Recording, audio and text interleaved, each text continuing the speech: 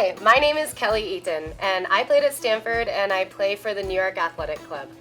Today I'm going to talk about some driving patterns. Here we have a 3-3 offense, greens on offense, and the ball's over here at the 5 position. So here we start counting with our positions in a 3-3 regular offense.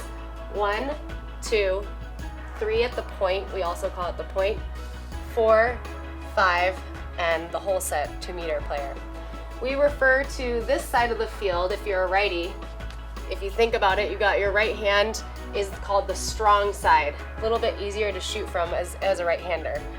And this side we can call the weak side, or the lefties typically play on this side. So when we're running drives, we can be driving typically from the 2, 3, and 4 position up top. Drives are traditionally run from up top down.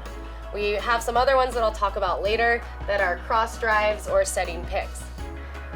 There's a couple different ways, places that you can drive from and ways that you can drive. If we're starting with the 3, you can do a simple ball side drive, which would be to drive to the weak side of the field. You could also do a drive away to create some movement and circulate your teammates over on this side. So that would look like something like this to the 2 post. And then everyone else would rotate back up around. Some other options would be setting a pick or a scrape to create some movement and also confuse the defense. So if 3 comes over and sets a pick over for 4 against the defense, 4 can then, if the defense follows them, move, slide across, get the ball, and have an open lane to make a shot. If the goalie's set over here, set on 5, if they have the ball, a quick shot is easy for a pick like that. Or another option is if 4 comes across and sets a pick on 3. So 4 moves over, the defense follows, gets their hips up, defense can't swim over their hips, and then the 3 can come around and drive ball side. Another type of pick that you can run starts at the bottom.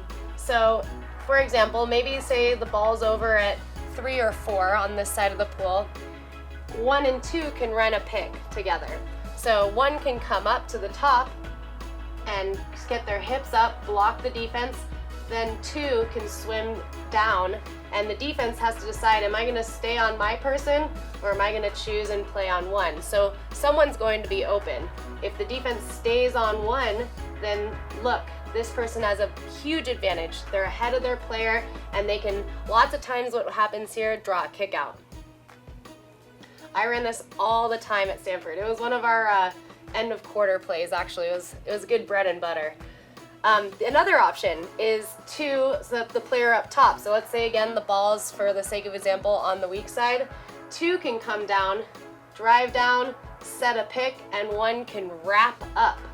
They don't have to report exactly to the 2 position, but they've got that open space and they will wrap up and around so they can get a quick pass and a shot.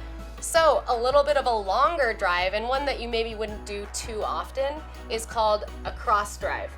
So there's 2 ways to do this. You can start from the bottom. So let's say that we're working the ball around, let's say the 2-meter player has sealed off and has position over on the strong side. We've got the ball over on the weak side. We need to get it over here and into this side. But let's say the defense is playing some sort of drop, and it's been hard to isolate set. 1 can run a cross drive, swim across the whole pool, everyone starts balancing up, and the ball can get passed over here, and then with no foul, quickly receive the ball, pass into set, and you've got what we call an ISO, or an isolation for the whole set. One final drive is another pretty long drive. I particularly like these because I'm not one of the biggest water polo players in the pool. I've always been kind of small but quick and fast. So I drew a lot of kickouts. I scored a lot of off the water shots or catch and shoots with only a tiny stroke ahead of my person. You have a narrow window of opportunity. And my favorite drive was the full cross drive from the top.